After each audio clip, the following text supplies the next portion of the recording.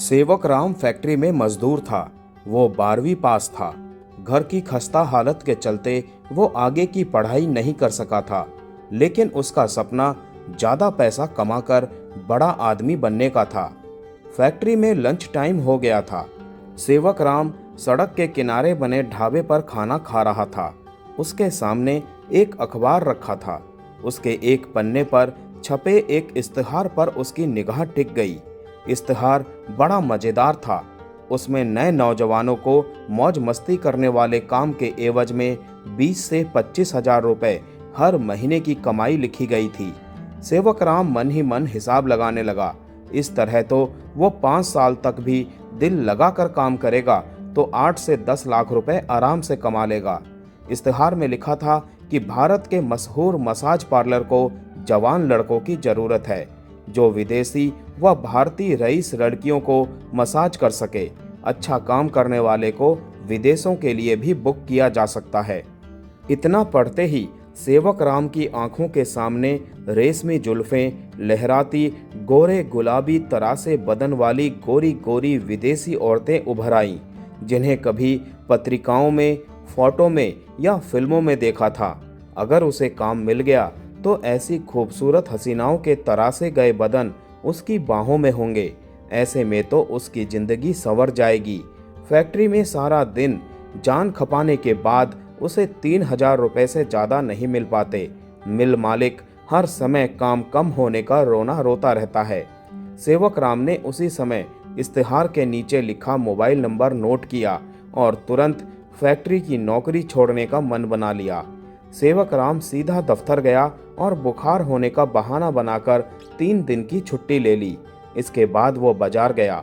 वहां पर उसने 2 जोड़ी नए कपड़े और जूते खरीदे। वो जब बड़े घरानों की औरतों के सामने जाएगा तो उसके कपड़े भी अच्छे होने चाहिए। सेवक राम शाम तक सपनों में डूबा बाजार में घूमता रहा। उसका कमरे पर जाने को मन नहीं हो रहा था। रात का खाना भी उसने बाहर ढाबे पर ही खाया। वो देर रात कमरे पर गया। कमरे में 4-5 आदमी एक साथ रहते थे। उसके तमाम साथी सो गए थे। वो भी अपनी चारपाई पर लेट गया। उसने अपने साथ वाले लोगों का जायजा लिया कि गहरी नींद में सो गए हैं या नहीं। जब उसे तसल्ली हो गई तो उसने इश्तिहार वाला फोन नंबर मिलाया और बात की। दूसरी तरफ से किसी लड़की की उखड़े हुए लहजे में आवाज गूंजी, इतनी रात कौन बेवकूफ फोन कर रहा है? तुम्हें जरा भी अकल नहीं है क्या? सुबह तो होने दी होती, क्या परेशानी है? मैडम जी माफ करना, मैं एक परदेसी हूँ। हम एक कमरे में 4-5 लोग रहते हैं। मैं आपसे चोरी छिपे बात करना चाहता था, इसीलिए उनके सोने का इंतजार करता रहा। मैंने आपका इश्तिहार अखबार में पढ़ा था। मैं आपके मसाज पार्लर में काम करना चाहता हूँ। मुझे काम की सख्त जरूरत है। सेवक राम ने बेहद नरम लहजे में कहा था। इससे दूसरी तरफ से बोल रही लड़की की आवाज में भी मिठास आ गई थी। ठीक है, तुमने हमारा इश्तिहार पढ़ा होगा। हमारे मसाज पार्लर की कई जवान औरतें और लड़कियां हमारी ग्राहक है, जिनकी मसाज के लिए हमें जवान लड़कों की जरूरत होती है। तुम बताओ कि मर्दों की मसाज करोगे या जवान औरतों की? ये सुनते ही सेवक राम रोमांचित हो उठा। उसे तो ऐसा महसूस हुआ जैसे उसे मनपसंद नौकरी मिल गई है। उसकी आवाज में जोश भर उठा। वो शर्माते हुए बोला, मैडम जी, मेरी उम्र 30 साल है। मुझे जवान औरतों की मसाज करना अच्छा लगता है। मैं अपना काम मेहनत और ईमानदारी से करूंगा। ठीक है, तुम्हें काम मिल जाएगा। बस इतना ध्यान रखना होगा कि उस समय कोई शरारत नहीं होनी चाहिए, वरना नौकरी से निकाल दिए जाओगे। दूसरी तरफ से बेहद सेक्सी अंदाज में जानबूझकर चेतावनी दी गई तो सेवक राम रोमांटिक होते हुए बोला, जी मैं अपना काम समझकर करूंगा। मेरे मन में उनके लिए कोई गलत भावना नहीं आएगी। ठीक है, तुम्हारा नाम मैं रजिस्टर में लिख लेती हूँ। कल दिन में तुम करिश्मा बैंक में 10,000 रुपए हमारे खाते में जमा करा दो। रुपए जमा होते ही तुम्हारा एक पहचान पत्र भी बनाया जाएगा, जिसे दिखाकर तुम विदेश के किसी भी शहर में काम के लिए जा सकते हो। उधर से निर्देश दिया गया। यह सुनकर सेवक राम कुछ परेशान हो गया और बोला, मैडम जी 10,000 रुपए तो कुछ ज्यादा हैं। ठीक है, फिर हम तुम्हारा पहचान पत्र नहीं बनाएंगे। अगर तुम्हें पुलिस ने पकड़ लिया तो क्या जेल जाना पसंद करोगे? क्या ऐसा भी हो जाता है मैडम जी? सेवक राम ने थोड़ा घबराते हुए पूछा।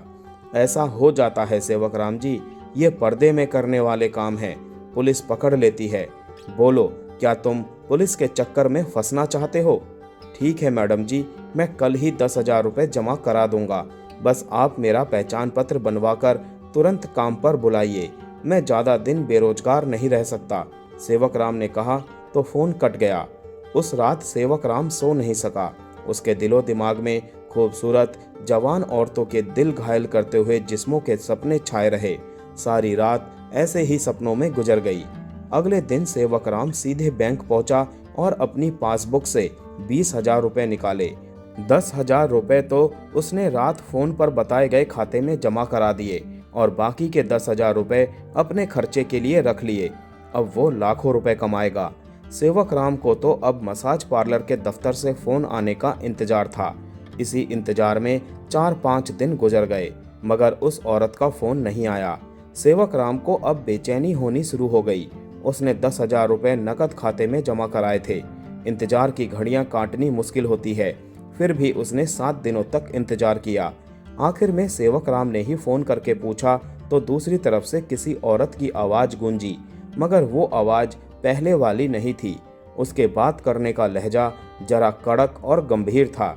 क्या बात है मैडम जी, मुझे 10,000 रुपये आपके खाते में जमा कराए 7-8 दिन गुजर गए हैं, अभी मेरा परिचय पत्र भी नहीं मिला है। मुझे काम की सख्त जरूरत है। आप बेफिक्र रहें, आपका परिचय पत्र तैयार है। हमारी मसाज पार्लर कमेटी ने एक टीम बनाई है जिसमें आपका नाम भी शामिल है। इस टीम को विदेशों में भेजा जाएगा। सेवक राम खुशी से उछल पड़ा। वो चहकते हुए बोला, मैडम जी, जल्दी से टीम को काम दिलाओ। विदेश में तो काम करने के डॉलर मिलेंगे ना? हाँ, वहाँ से तो तुम लोगों की पेमेंट डॉलरों में ही होगी, औरत ने बताया। तो थोड़ी देर के लिए सेवक राम सीने पर हाथ रखकर हिसाब लगाता रहा। आंखों के सामने नोटों के बंडल चमकते रहे। अपनी बेताबी जाहिर करते हुए उसने पूछा, अब देर क्यों की जा रही है? हम तो काम करने के लिए कहीं भी जाने को तैयार हैं। आप सबके परिचय पत्र मंजूरी के लिए विदेश मंत्रालय भेजे जाने हैं। अगर भारत सरकार से मंजूरी मिल गई तो तुम लोग किसी भी देश में बेधड़क होकर काम कर सकते हो, मगर भारत सरकार की मंजूरी दिलाने के लिए 20,000 रुपये का खर्चा आएगा। आपको 20,000 रुपये उसी खाते में जमा कराने होंगे। मैडम जी, इतनी बड़ी रकम तो बहुत ज़्यादा है, हम तो गरीब आदमी हैं। सेवक राम की तो मानो हवा निकल गई थी। उसका जोश ढीला पड़ने लगा था। हम मानते हैं कि 20,000 रुपये ज़्यादा हैं, मगर ये सोचो कि जब तुम अलग अलग देशों में जाओगे, वहाँ से वापस आने पर लाखों रुपए लेकर आओगे। सोच लो, अगर विदेश नहीं जाना चाहते हो तो रहने दो, औरत ने दूसरी तरफ से कहा। तो सेवक राम पल भर के लिए खामोश रहा, फिर जल्दी ही वो बोल उठा, ठीक है, मैं 20,000 रुपये आपके खाते में जमा करा दूंगा, बस मेरा काम सही होना चाहिए। सेवक राम ने ठंडे दिमाग से सोचा तो उसे ये काम फायदे का लगा। बेशक 20,000 रुपये उसके पास नहीं थे, फिर भी अगर उधार उठाकर लगा देगा तो बाहर के पहले टूर में लाखों रुपए वारे न्यारे कर देगा। इसीलिए 20,000 रुपये उनके खाते में जमा कराना ही फायदे में रहेगा। सेवक राम ने इधर उधर से रुपए उधार लिए और उसी खाते में जमा करा दिए। अब वो इंतजार करने लगा। उसे यकीन था कि उसे बुलाया जाएगा। सेवक राम को इंतजार करते करते 10 दिन गुजर गए। सेवक राम के मन में तमाम तरह के ख्याल आ रहे थे। वो इस मुगालते में था कि दफ्तर वाले खुद फोन करेंगे। वो महीने भर से काम छोड़कर बैठा था। जमा पूंजी खर्च हो चुकी थी, ऊपर से 20,000 रुपये का कर्जदार और हो गया था। काफी इंतजार करने के बाद सेवक राम ने उसी फोन नंबर पर फोन किया तो मोबाइल फोन बंद मिला। काफी कोशिश करने के बाद भी उस नंबर पर बात नहीं हुई। उसके पैरों तले जमीन खिसक गई। वो उसी पल उस बैंक में गया जहां अजनबी खाते में उसने 30,000 रुपये जमा कराए थे। वहां से पता चला कि वो खाता वहां से 500 किलोमीटर दूर किसी शहर में किसी बैंक का था। अब उस खाते में महज 4 रुपए और कुछ पैसे बाकी थे। सेवक राम थाने में गया, लेकिन पुलिस ने उसकी शिकायत लिखने की जरूरत नहीं समझी। थक हार कर वो कमरे पर लौट आया। विदेशों में जाकर खूबसूरत औरतों की मसाज करने के एवज में लाखों डॉलर कमाने के चक्कर में सेवक राम ने अपनी सारी जमा पूंजी गंवा दी। साथ ही 20,000 रुपए का कर्जदार भी हो गया। लालच में वो ना तो घर का रहा और ना ही घाट का।